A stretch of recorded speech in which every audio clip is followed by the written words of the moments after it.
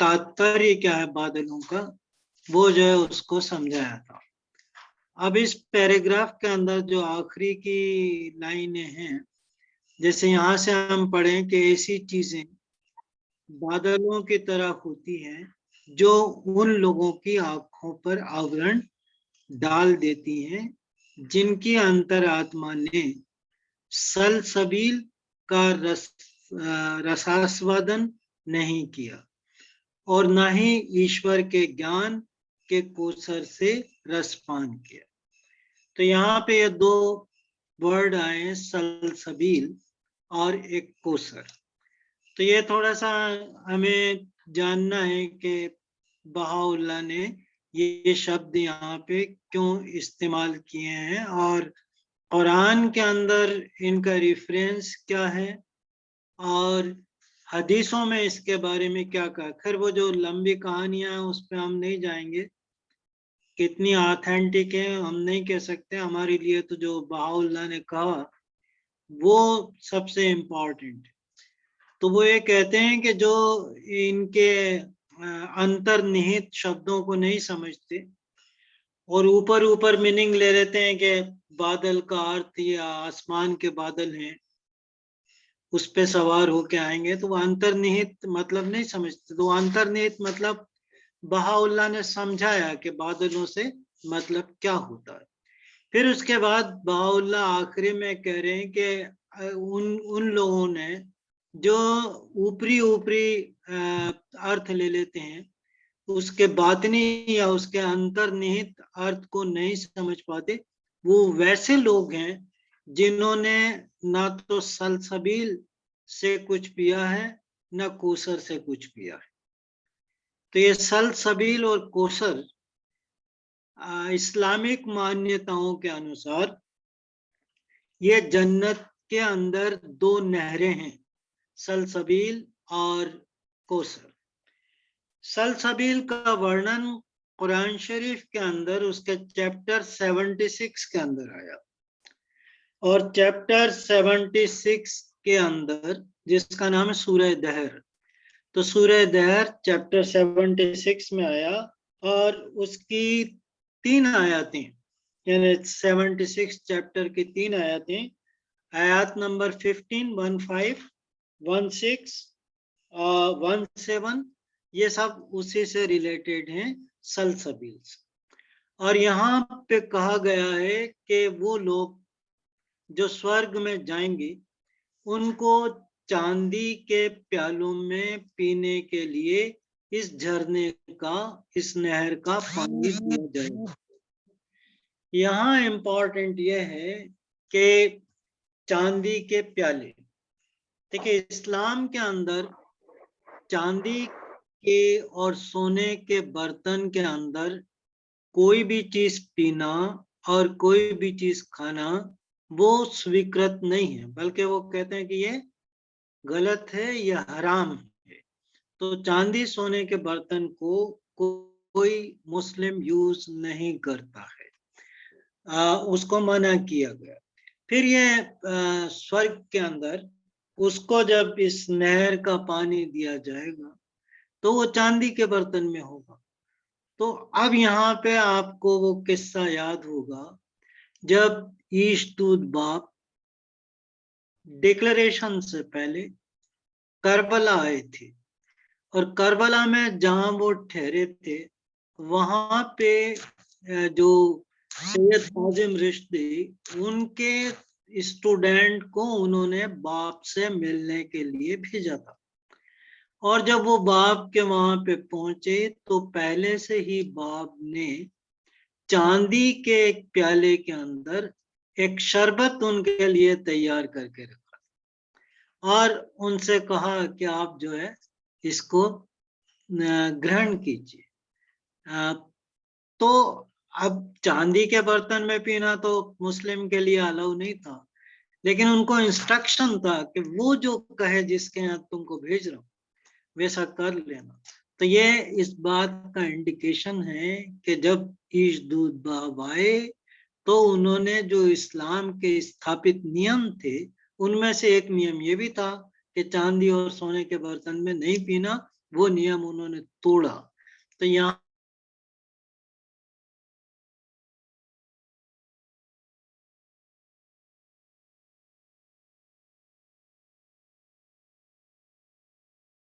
जब अलाउ नहीं था तो बाप ने उनको क्यों दिया? तो वो इंडिकेशन था कि जो इस्लाम के स्थापित लॉ हैं, ईश दूत बाप जब डिक्लेयर करेंगे तो वो लॉ जो है सारे उलट पुलट हो जाएंगे, बदल दिए जाएंगे। जो बदिश्त कॉन्फ्रेंस में हम जानते हैं कि ऐसा सब कुछ हुआ था। तो ये सलसबील के बारे में है, जो इस्लामिक मान्यताओं के अनुसार स्वर्ग के अंदर एक झरना है, एक नहर। अब दूसरा है जो है कोसर।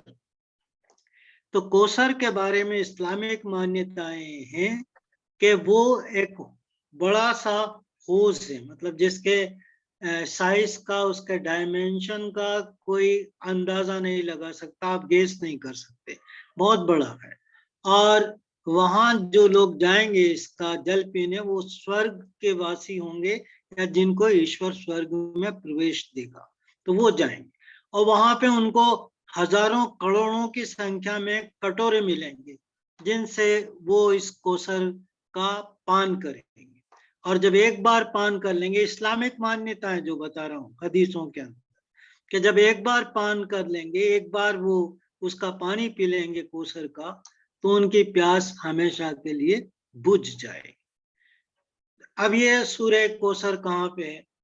तो जो सूरह कोसर है कुरान शरीफ के अंदर, ये 108 नंबर की सूरा है और कुरान की ये सबसे छोटी सूरा में से है। इसमें केवल 3 आयतें हैं और इन 3 आयतों में पहली जो आयत है, इन्ना आतेना कल कोसर, कि हमने तुमको यानी मोहम्मद को कोसर दी, कोसर दी। तो वो कोसर से मतलब यूजुअली ये निकालते हैं मुस्लिम स्कॉलर कि ये एक नहर है जन्नत की जो प्रॉफेट मोहम्मद को दी गई और उनके अनुयायियों को इससे जल पान करवाया जाएगा, उसका पानी पीने को उनको दिया जाएगा। पर वास्तविक इसका जो अर्थ है, इसका अंतर्निहित अर्थ है, वो कुछ स्कॉलर्स, खासकर जो इस्ना अशरी शिया स्कॉलर्स हैं, वो ये कहते हैं कि ये कोसर से तात्पर्य प्रॉफेट मोहम्मद की जो बेटी थी फातिमतुज ज़हरा, उसकी तरफ आता। तो जब ईश्वर ने उनको ये बेटी दी, तब उनसे कहा कि हमने तुमको, भले से कोई जो बेटे दिए थे वो उन सब का देहांत हो गया, लेकिन हमने तुमको एक बेटी दी है फातिमा, और जो फातिमा है इससे पूरी जनरेशन चलेगी, सारे इमाम आएंगे, यहाँ तक के जो कयामत में कायम होंगे वो भी इस फातिमा के वंशावली से होंगे। जैसा हम अच्छी तरीके से जानते हैं कि जो ईशदूत बाप थे वो फातिमा की वंशावली से हैं। तो कोसर का मतलब, भले से यह कहा जाता हो कि ये जन्नत के अंदर एक बड़ा सा हौज है, लेकिन इसका जो आंतरिक अर्थ है वो प्रॉफेट मोहम्मद की बेटी से संबंधित है, फातिमा से, जिनकी वंशावली से सारे 12 इमाम आए जो इस्ना अशरी शिया मानते हैं, और जो ईशदूत बाप थे वो भी इनसे आए। तो वो जो वंशावली चल रही है कोसर है। तो ये जो सूरह थी वो इसीलिए आई थी। तो इसके पीछे जो हिस्ट्री है सूरह कोसर के पीछे, उसके बारे में बताते हैं कि जब प्रॉफिट मोहम्मद का जो बेटा था, जब बचपन में उसका स्वर्गवास हो गया, तो उसको जब दफना रहे थे, उसको समाधिग्रस्त कर रहे थे उस बच्चे को, तब जो उनके दुश्मन थे जो वहां पे आए थे, वो कह रहे थे कि मोहम्मद का अब कोई नाम लेने वाला नहीं, क्योंकि अरबों के अंदर ये ट्रेंड था कि बाप का नाम बेटे से चलता था, बेटा हो गया तो फिर बाप का नाम भूल जाते थे, वो इब्न फला यानी इसका बाप, इसका बाप, तो बेटे से जो है नाम चलता था। तो अब मोहम्मद का कोई नाम नहीं लेगा। तो इसी सूरा के अंदर जो उसकी आयत है उसमें वो कहते हैं इन्ना आतेना कल कौसर, फसल ले रब का वनहर इन नसानिया का होल अबतर। तो ईश्वर कहता है कि जो तुमसे कह रहे हैं कि मोहम्मद का नाम लेने वाला नहीं होगा, वास्तव में उन्हीं के नाम लेने वाले नहीं होंगे, वही अबतर हो जाएंगे, वही बेनाम हो जाएंगे और तुम्हारा नाम तो बहुत प्रचलित होगा। आज हम देखें कि क्या स्थिति है। तो ये जो सूरह कौसर थी उसकी तरफ इशारा किया बहाउल्लाह ने, जिसको समझा रहे हैं। वो फिर बार बार हम कहते हैं कि इस्ना अशरी शिया हैं जो सलसबील को भी समझते हैं, कौसर को भी समझते हैं और उसके अर्थ को भी समझते हैं, और ये भी मालूम है कि वो खुद फातिमा के वंशज से हैं। उनका जो ईशदूत बाप थे भतीजा वो भी, और खुद वो भी जो है उसी के वंशज से हैं। तो ये सलसबील और कौसर के बारे में था। अब इसके आगे जो अगली स्लाइड है, यहाँ से बहाउल्लाह क्या कह रहे हैं, देखिए ये पैराग्राफ नंबर 81 की है। यहाँ वो कह रहे हैं कि अतः हमारे लिए यही योग है कि हम पूरा प्रयास करें जिससे परमात्मा की अदृश्य सहायता से ये आवरण, ईश्वर द्वारा भेजी गई परीक्षाओं के ये बादल, उसके ज्योतिर्मय मुखमंडल के सौंदर्य दर्शन से हमें बाधित न कर सके। मतलब ऐसा हो जाए काश कि ये जो परीक्षाएं हमारे पास आती हैं वो परीक्षाएं हमें रोकती हैं, दीवार जैसी, बादल जैसी हो जाती हैं, और जो ईश दूत आते हैं, संदेश वाहक आते हैं, उनके मुखमंडल की जो नूर है, उसकी जो ज्योति है, उसको हम इन शंकाओं के कारण नहीं देख पाते। तो ईश्वर करे कि हम इन शंकाओं से ऊपर निकल आए, इसको पार कर लें और हम इस दूत को पहचान लें। इसके आगे फिर जो है वो सब्जेक्ट बदलता है। जो 11 नंबर की स्लाइड है उसका पैराग्राफ है 84 नंबर का। तो यहाँ पे बहाउल्लाह कह रहे हैं कि इस प्रकार वो कहता है, उस दिन जब आकाश से प्रत्यक्ष रूप से धुआं निकलेगा जो मानव जाति पर छा जाएगा, ये दुखदायी यातना होगी। तो इस्लामिक मान्यताओं के अनुसार जो कयामत आएगी उसकी निशानियों में एक निशानी ये भी है कि एक तरीके का धुआं निकलेगा, अरबी में बोलते हैं दुखान, और उसके लिए पूरा एक चैप्टर है कुरान का, सूरह दुखान, तो उसको दुखान बोलते हैं। तो वो जो है धुआं निकलेगा जो मानव जाति पर छा जाएगा। अब यहाँ हमारे जो बहाउल्लाह हैं, उन्होंने तो केवल इस दुखान के बारे में, इस धुएं के बारे में बताया, लेकिन यह थोड़े से आपके इंफॉर्मेशन के लिए जो स्लाइड 12 है उसमें थोड़ा देखिएगा आप कि 3 चीजें ऐसी हैं कयामत की भविष्यवाणियों में जो द या दाल या डी से शुरू होती। एक तो दुखान जो अभी बाउल्लाह समझाएंगे आगे, स्मोक, उसके बाद दज्जाल जिसको एंटी क्राइस्ट बोलते हैं, और तीसरा दाबतुल अर्द यानी बीस्ट ऑफ द अर्थ। तो ये हदीसों के अंदर आया है कि दुखान, दज्जाल और दाबतुल अर्द ये जब कयामत होगी तब जो है ये निकलेंगे। तो सभी का जो है शाब्दिक अर्थ ले लिया गया। कुरान में तो इनकी कोई डिटेल है नहीं, लेकिन लोगों ने बड़ी बड़ी कहानियां इनके पीछे गढ़ ली, और वो उसी तरीके से देख रहे हैं कि दुखान क्या होगा और दज्जाल क्या होगा और दावतुल अर्द क्या होगा। अब देखिए मॉडर्न, उसमें कुछ मॉडर्न मुस्लिम स्कॉलर्स हैं जो इसको आज के हिसाब से बताते हैं, और वो कहते हैं कि ये जो निशानियां थी उनका अर्थ आज के जमाने में किस तरीके से लागू होता है, और फिर वो जो है बताते हैं कि ये सब हो चुका, इसलिए कयामत बिल्कुल पास आ चुकी है। अब क्या वो बताते हैं, क्या हम इनसे समझे, दुखान से, दज्जाल से और दावतुल अर्द से। अनुज हमको एक के बाद एक 3 फोटोग्राफ बताएं। तो पहला जो बताएंगे वो दुखान का, ये दुखान धुआं है। देखिए आप कितनी इंडस्ट्री हैं वर्ल्ड के अंदर, कितनी कारें हैं जिनसे स्मोक निकलता, कितना पोल्यूशन होता है, कितना स्मोक फैलता है। तो क्या ये उस समय था? उस समय नहीं था। आज के समय में, बल्कि इससे बहुत पहले, जब से ये शुरू हुआ, इससे पहले से 100-200 साल पहले से ये प्रॉब्लम आ गई है कि हम इस एयर पोल्यूशन को झेल रहे हैं। तो ये दुखान है। अगर इसका आंतरिक अर्थ को भी ना जाए, केवल बाहर से देखें, तो ये भौतिक परिवर्तन हम इसके अंदर देख चुके हैं। अब दूसरा बहुत मजेदार फोटोग्राफ है, ज्यादा मैं बोलूंगा नहीं, उसमें जो लिखा हुआ है वही आप पढ़ लीजिए कि कैसे ये महाशय अपनी पीठ पे बुक लाद के ले जा रहे हैं, लेकिन इनके अंदर कुछ समाता नहीं। तो वही हालत है इन मुज्तहिदों की, इन विद्वानों की, जो अपने आप को बहुत पढ़ा लिखा समझते हैं कि धर्म को हम ही जानते हैं।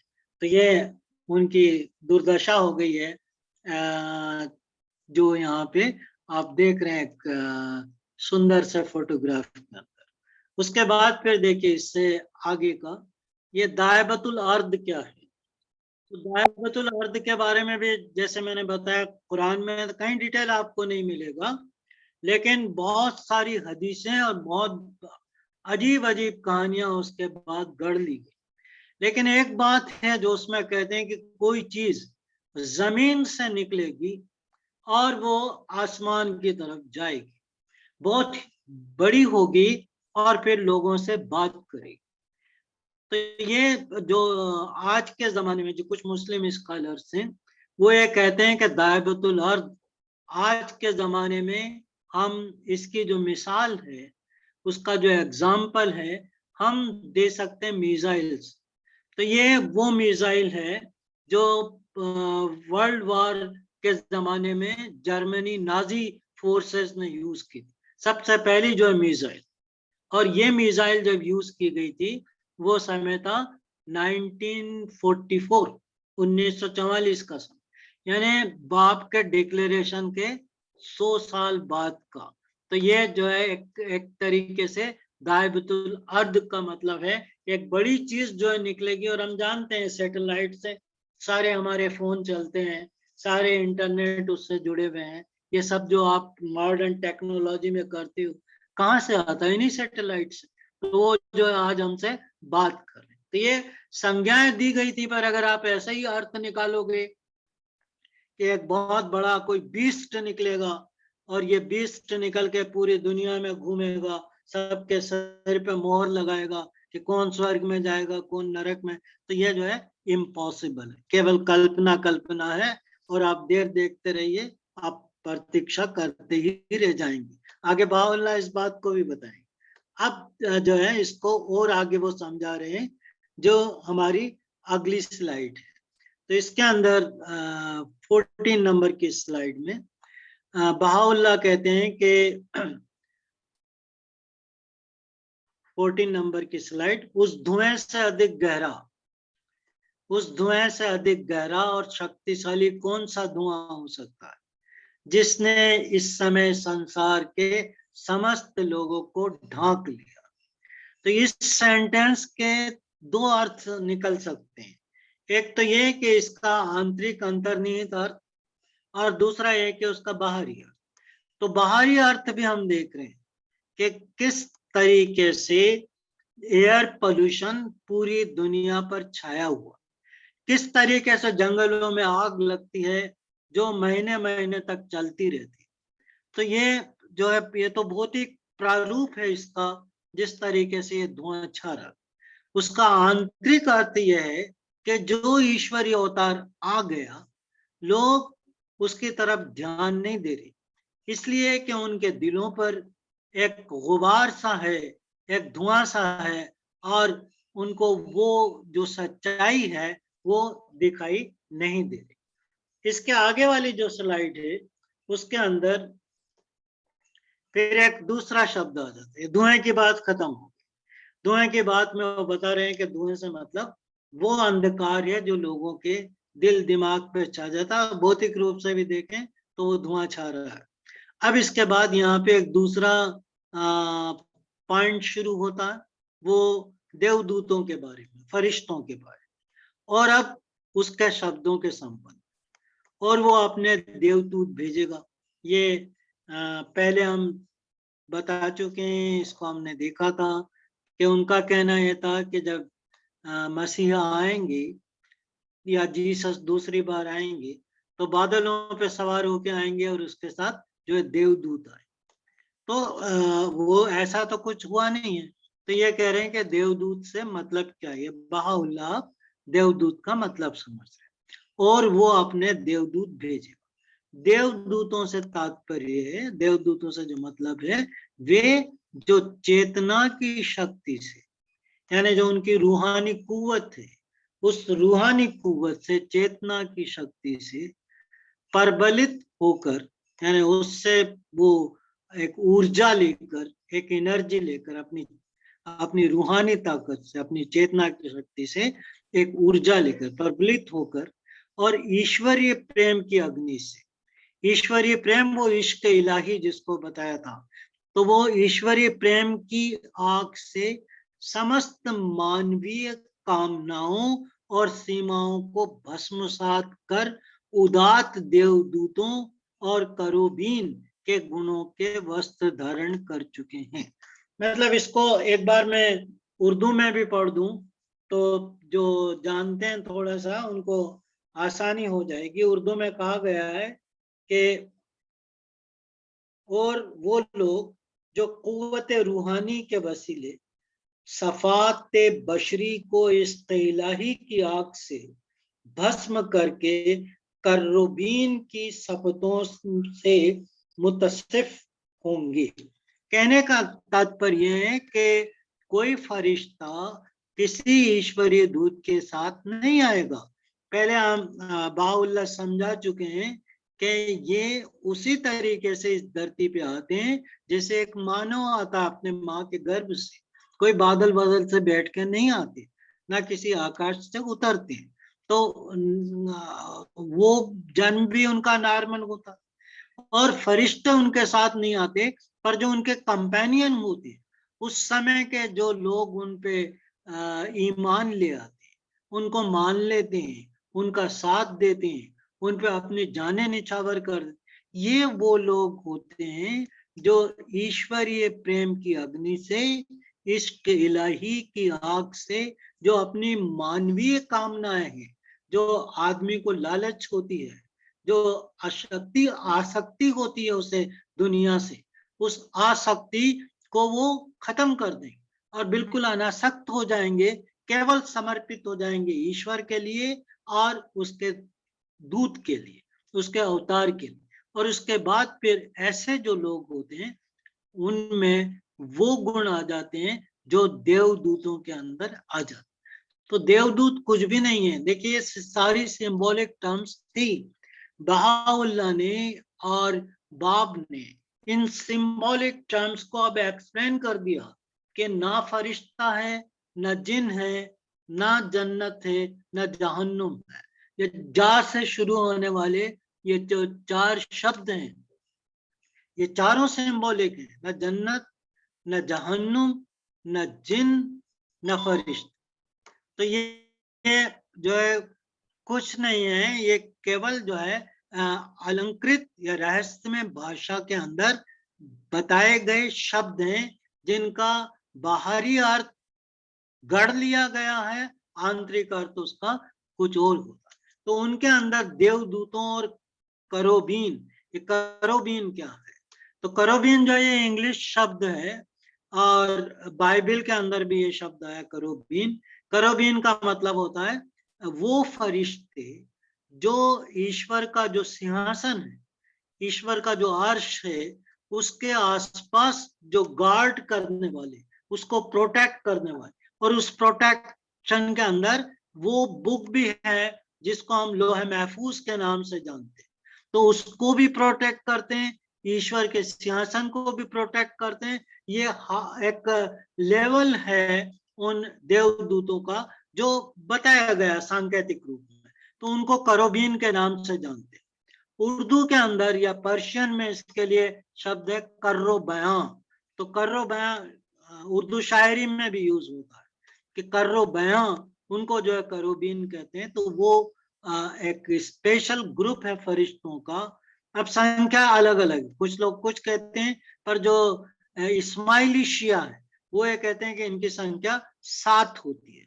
तो अलग अलग लोग जो अलग अलग मानते हैं, पर इतना सब मानते हैं कि ईश्वर के सिंहासन के आसपास जो फरिश्ते रहते हैं वो करोबीन या कर्रो बयां के नाम से जाने जाते हैं। तो ये जो जो लोग इस धरती पर रहकर और ईश्वरीय अवतार को स्वीकार कर लेते हैं, ईश्वर के आदेश पे चलते हैं, वो उनके अंदर फरिश्तों के ये गुण आ असल में वही फरिश्ते हैं, बाकी और कोई ऐसा फरिश्ता नहीं है जो ना हमें ना दिखाई दे।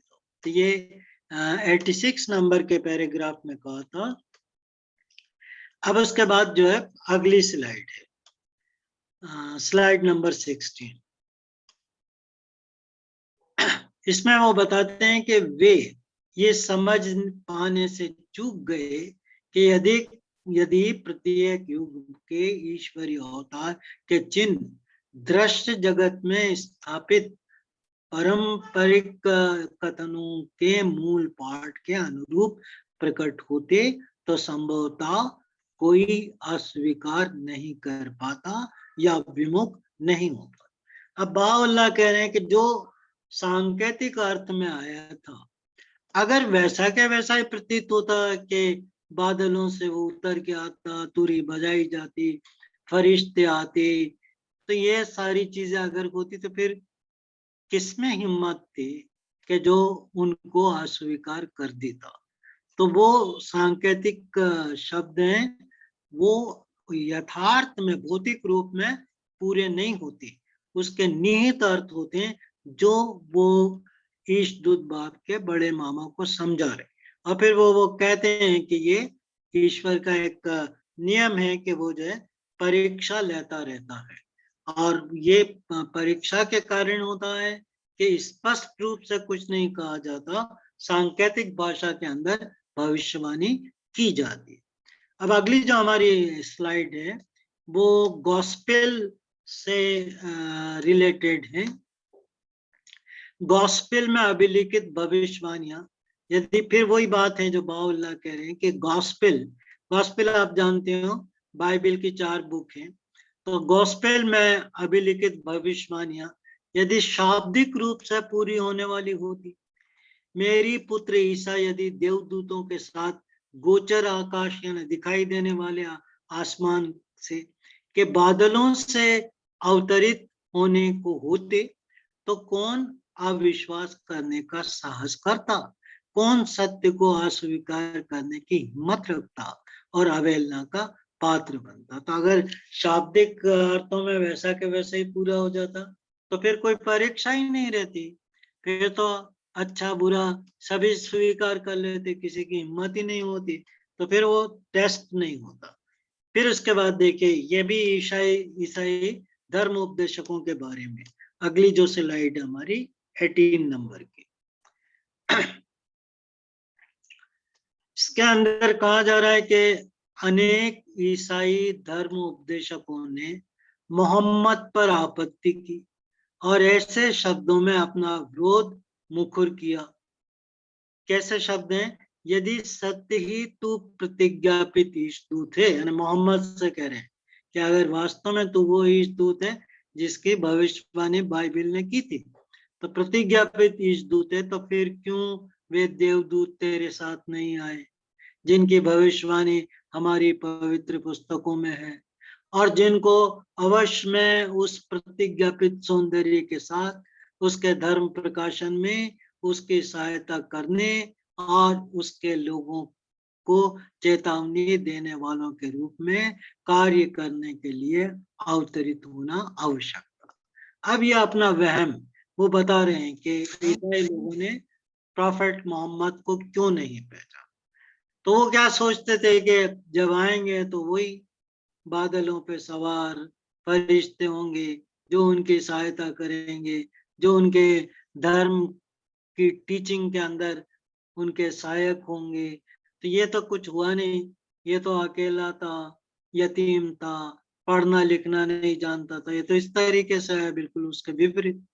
तो वो परीक्षा है जो आपको बताया कि मूसा के रूप में परीक्षा ली गई, ईसा के रूप में परीक्षा ली गई, इब्राहिम के रूप में परीक्षा ली गई। तो हर ईश्वरीय अवतार के रूप में परीक्षा ली जाती है, और जो उनको स्वीकार करते हैं, सच्चे दिल से मान लेते, वही एक्चुअली फरिश्ते होते हैं और वो उनका साथ देते हैं। जैसा कि हम जानते हैं कि इस दूत बाग पे कितने लोगों ने, हजारों लोगों ने अपनी जानें कुर्बान कर दी थी। अब जो अगली स्लाइड है, इसमें बता रहे हैं वो इन्हीं को ही जो बाइबल के मानने वाले, उन्हीं की ओर इशारा करके कहते हैं कि ये या वो चिन्ह क्यों प्रकट नहीं हुआ। मतलब वो कोई ना कोई उसमें मीन मैक निकाल लेते, कोई ना कोई जो है उनकी आपत्ति कहीं से खड़ी कर देते। तो कहते हैं कि ये चिन्ह प्रकट नहीं हुआ, वो चिन्ह प्रकट नहीं हुआ, ऐसा क्यों बोलते हैं। तो ऐसी बुराइयां उनमें केवल इसलिए आई हैं कि जिस युग में वे रहे उसके धर्म उपदेशकों के मार्ग को अपनाए रहे। तो ये देखिए कितनी बड़ी बाधा है कि जो आम व्यक्ति है वो तो सीधा साधा है, और ये जो धर्म उपदेशक हैं ये जो है उनको बहकाते रहते हैं। तो जो हमने एक फोटो बताया था ना, जिसमें वो किताबें लदी हुई थी एक महाशय पे, तो वो जो है यही धर्म उपदेशक हैं, किताबों का बोझ लेके अपने पे चल रहे हैं, और लोगों को ना तो खुद स्वीकार करते हैं, ना लोगों को स्वीकार करने में सहायता देते हैं, बल्कि अवरोध क्रिएट करते हैं। तो ये कारण भी बताया कि ये जो है बड़ा कारण होता। फिर उसके बाद जो है अगली वाली स्लाइड है, इसमें फिर ये जो बस ये बिल्कुल मतलब हमारा धर्म अत्यंत परीक्षणकारी, अत्यधिक व्यग्रतादायी है।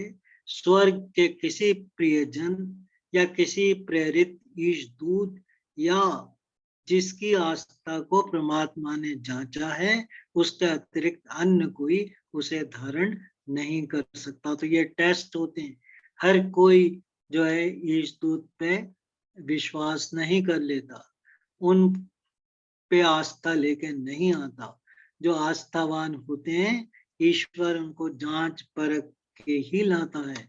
इसीलिए कहते हैं ना हमारे उसमें कि आप बहुत सारे बुलाए गए लेकिन कुछ ही लोग जो है उसमें से छांटे गए। तो ये जो है वो लोग होते हैं जिन पे हमारी आस्था। आखिरी जो है बस अगर हम पढ़ ही लें तो वही काफी है उसको।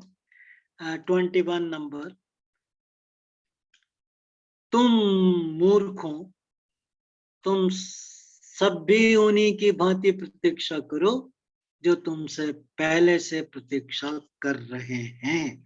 जो हम देख रहे हैं कि अब आएगा तब आएगा, उसी ख्वाब के अंदर खोए हुए हैं और उसी बात को लेके बैठे हुए हैं। प्रतीक्षा करो, करते रहो। Okay, thank you very much.